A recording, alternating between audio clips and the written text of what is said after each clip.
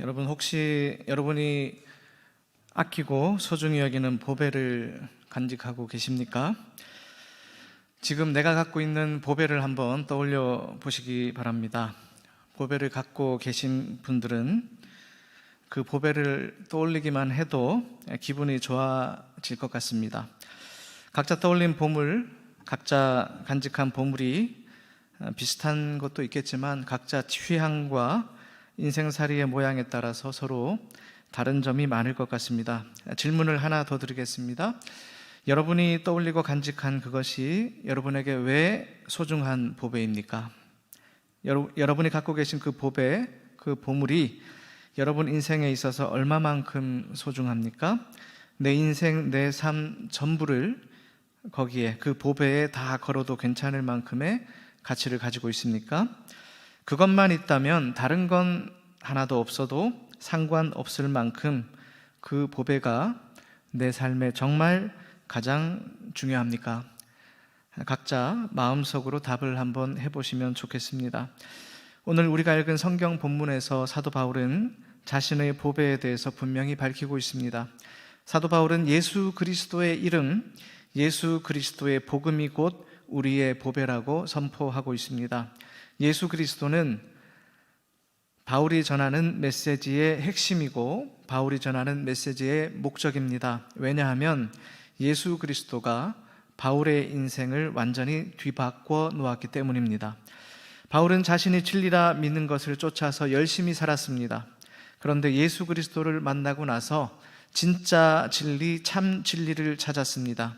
예수님을 만나기 전에도 사도 바울은 스스로 자기 인생을 걸 만큼 훌륭하고 가치 있고 소중한 일이라 생각하고 그 일을 향해서 자신이 세운 목표를 향해서 달려가고 있었습니다. 청년 사울이었습니다. 그런데 예수 그리스도를 만나고 나니까 인생의 참 목표, 인생의 진정한 목적을 새롭게 깨닫게 됐습니다. 바울은 예수 그리스도라는 참 진리를 발견했고 예수 그리스도라는 인생의 참된 목적을 갖게 됐습니다. 그래서 예수 그리스도, 그리스도의 복음은 바울에게 있어서 너무나 소중한 보배가 되었습니다. 세상의 전부를 다 준다 하더라도 바꾸지 않을 보배, 이전에 자신이 누리던 명예와 지식과 부와 편안한 삶, 자신의 옛사람 과거 삶의 전부와도 바꾸지 않을 보배, 바울은 세상 그 어떤 것과도 비교할 수 없고 바꿀 수 없는 완전하고 최고의 가치를 지닌 예수 그리스도라는 보배를 그 안에 간직하게 되었습니다.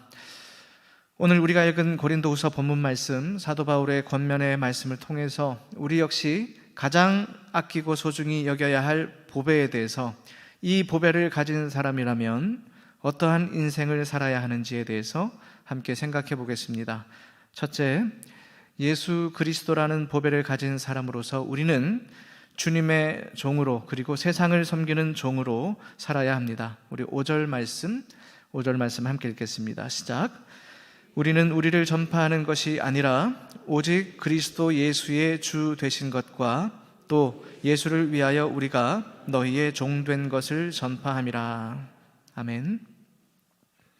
예수 그리스도를 만난 뒤에 바울의 인생의 목적, 바울의 인생의 전부는 예수 그리스도 한 분이었습니다.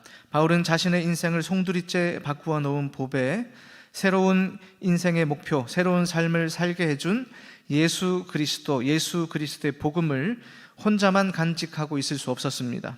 바울은 오직 그리스도 예수의 주 되신 것과 예수를 위해서 자신을 비롯한 사도들, 주님의 제자들이 여러분의 종이 되었음을 전파한다고 말씀하고 있습니다. 예수께서 주가 되신다라는 것은 초기 기독교 시대부터 선포되고 전해졌던 진리입니다. 예수님께서 그들의 하나님, 창조주 하나님, 역사의 주관자 되시는 하나님, 구원자 되시는 하나님이심을 선포하는 말씀입니다. 그리고 예수님을 나의 주인으로 받아들인다는 믿음의 고백입니다.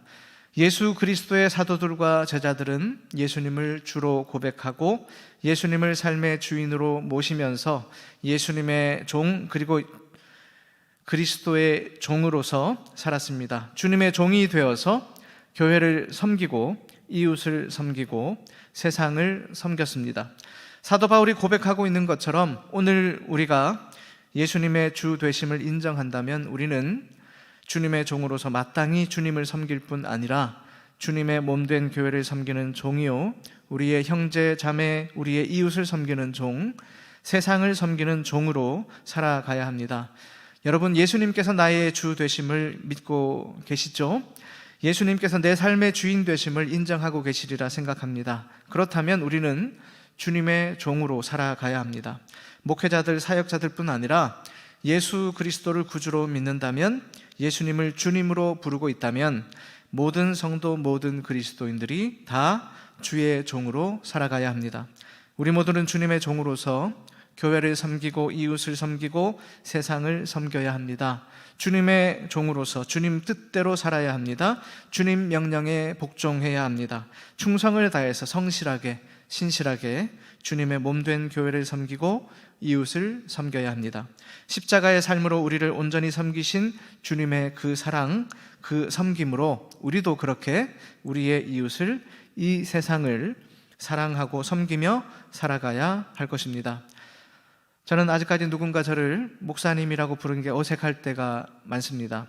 교회에서는 좀 익숙한데 그래도 교회 아닌 다른 곳에서, 특히 사람들 많은 곳에서 누군가 저를 알아보고 목사님이라고 부르면 사람들이 저 사람 목사 같아 보이지 않는데 목사인가 봐 라는 표정으로 저를 쳐다보는 것 같아서 당황스러울 때가 있습니다. 제가 뭐 특별히 잘못한 일도 없는데 들키지 말아야 될 뭔가를 들킨 것처럼 부끄러울 때가 있습니다.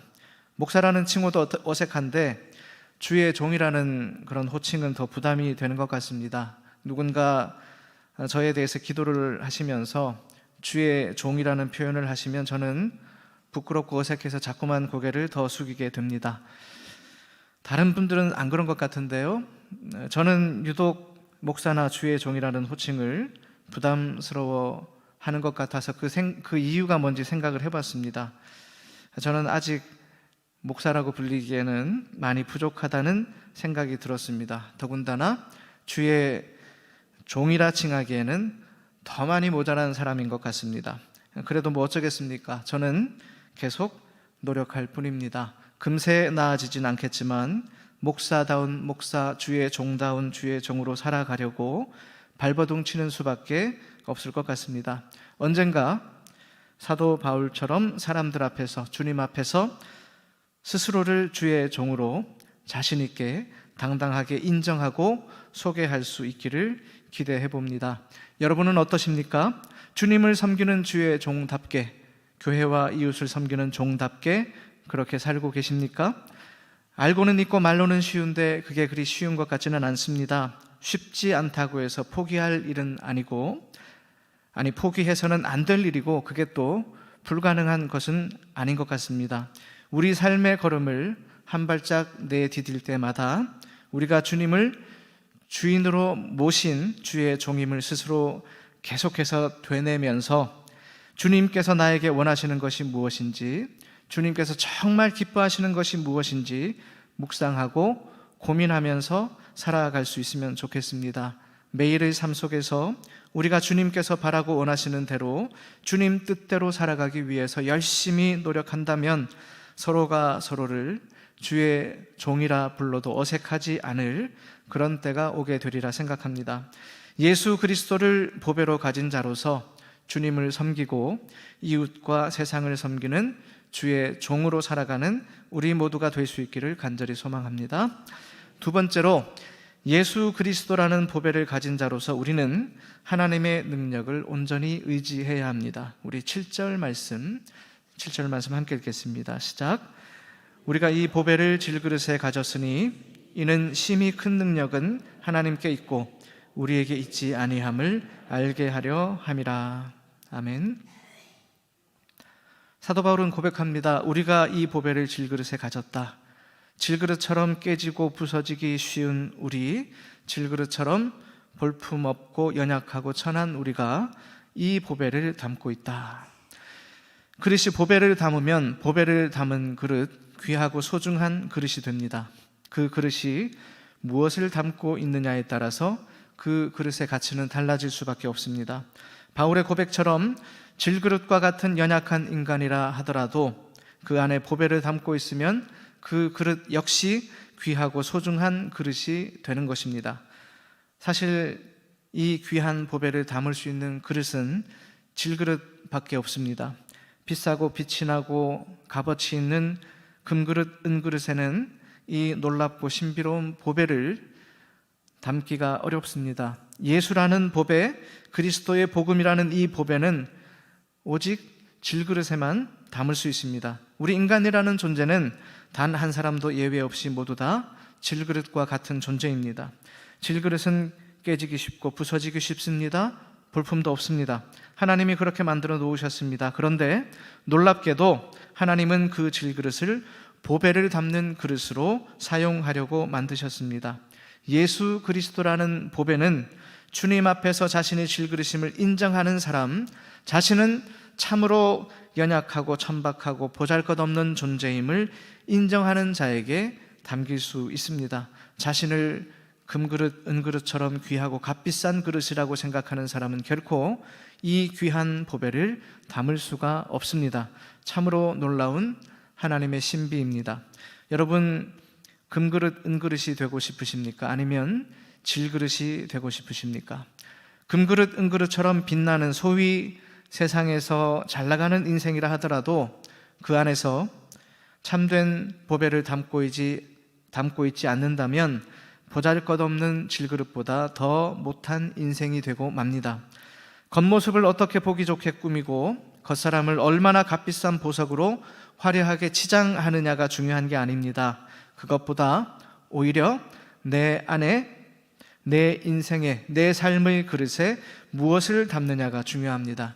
내 인생의 그릇에 무엇을 담고 살아가느냐에 따라서 우리의 인생은 완전히 달라집니다.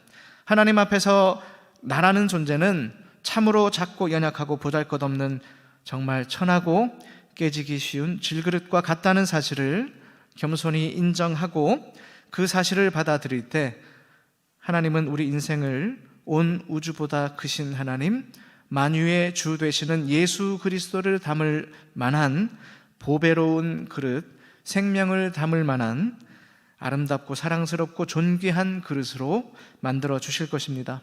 우리 삶의 그릇에 그리스도의 복음을 담고 있으면 놀라운 일이 벌어집니다.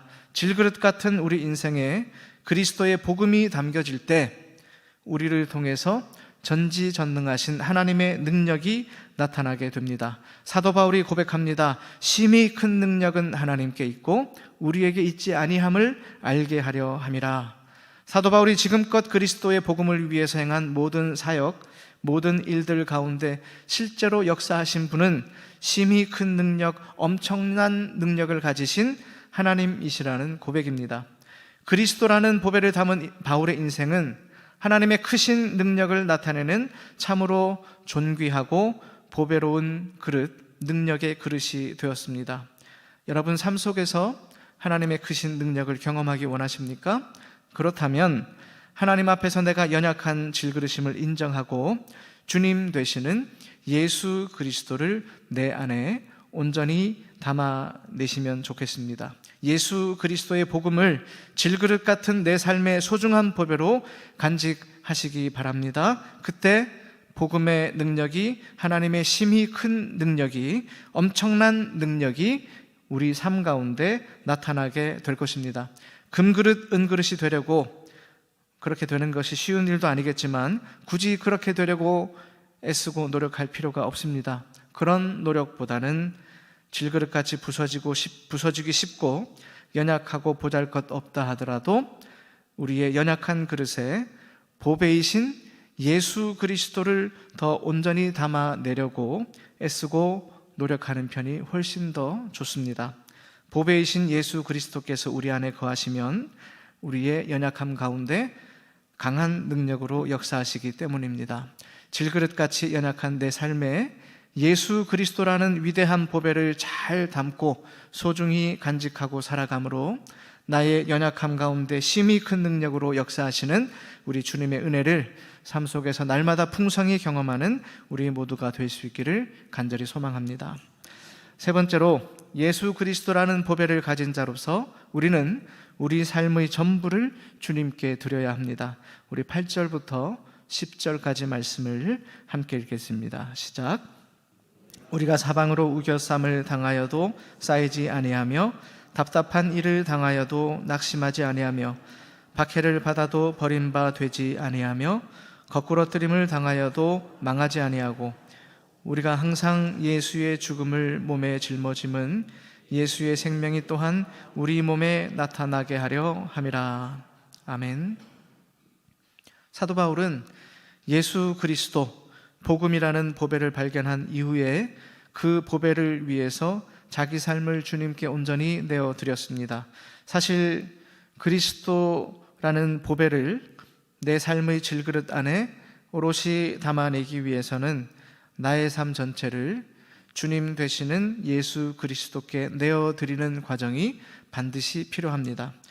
예수님께서 말씀하신 천국 비유를 잠깐 생각해 보겠습니다. 우리 마태복음 13장 44절부터 46절 말씀 우리 함께 읽겠습니다. 시작. 천국은 마치 밭에 감추인 보화와 같으니 사람이 이를 발견한 후 숨겨두고 기뻐하며 돌아가서 자기의 소유를 다 팔아 그 밭을 사느니라. 또 천국은 마치 좋은 진주를 구하는 장사와 같으니 극히 값진 진주 하나를 발견하매 가서 자기의 소유를 다 팔아 그 진주를 사느니라. 아멘. 예수님께서 말씀하신 천국 비유에서 밭에 감추인 보화와 극히 값진 진주에 관한 말씀, 여러분 너무 잘 알고 계시리라 생각합니다. 밭에서 품꾼으로 일하던 사람이 하루는 밭에 숨겨져 있는 보화를 발견했습니다.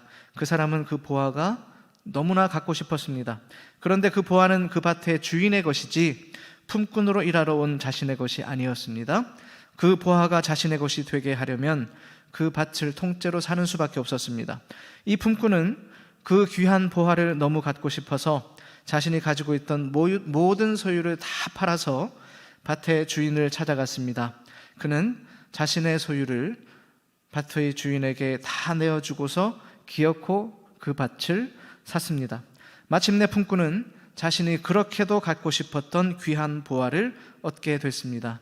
좋은 진주를 구하던 장사 역시 마찬가지입니다. 극히 값진 진주 하나를 발견하게 됐습니다.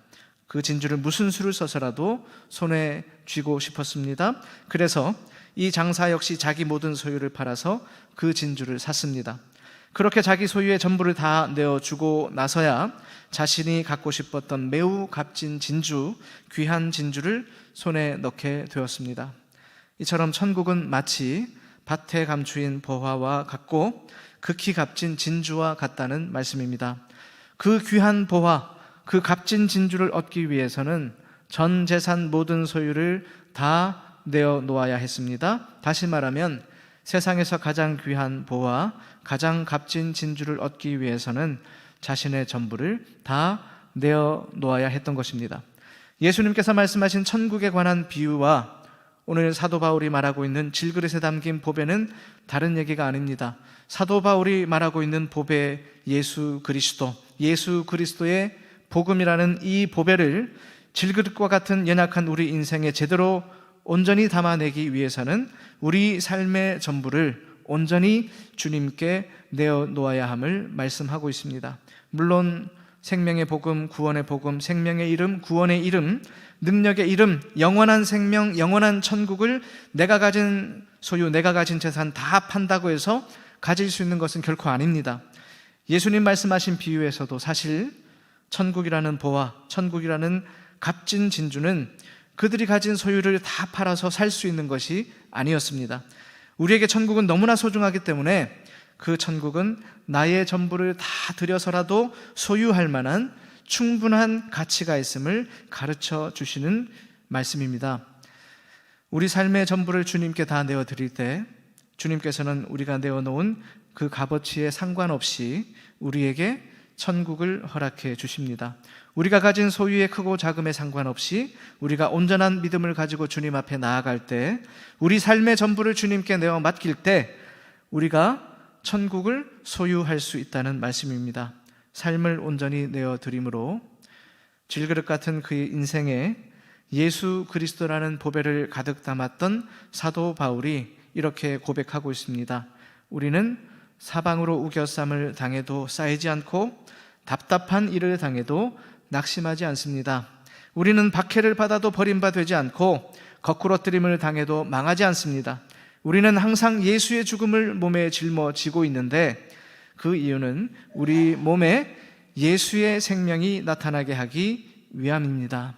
삶 전부를 주님께 맡기고 생명까지도 주님께 드려서 주를 위해 살고 주를 위해 죽는 삶을 살았던 바울은 죽음의 위협 속에서도 결코 낙담하거나 절망하지 않았습니다. 오히려 그리스도를 위해서 죽는 것을 기뻐했고 그리스도를 위해서 헌신하고 고난당하는 것을 즐거워했습니다. 왜냐하면 주님의 고난에 참여할 때 주를 위해 자기 삶을 내어놓고 주를 위해 자기 목숨까지도 내어 던질 때 자신의 삶을 통해서 그리스도의 생명이 나타나게 됨을 확신했기 때문입니다.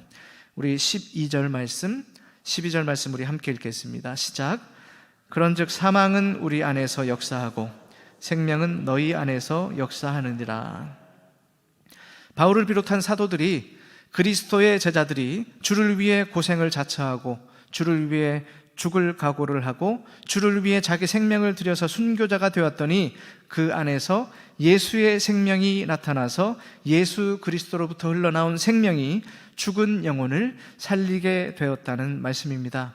그리스도라는 보배, 복음이라는 보배가 질그릇에 담긴 이 비밀이 여기 있습니다. 그리스도라는 보배 안에는 수많은 생명을 살리는 놀라운 생명력이 있습니다. 보배를 담은 질그릇, 그 연약한 질그릇이야 깨어지고 망가질 수 있겠지만 그 안에 담겨있는 보배는 결코 깨어지거나 부서지지 않습니다. 그 보배에는 생명이 있어서 절망 가운데 있는 자, 실패한 자를 일으켜 세우고 낙심한 자를 위로하고 죽은 자를 살리게 됩니다.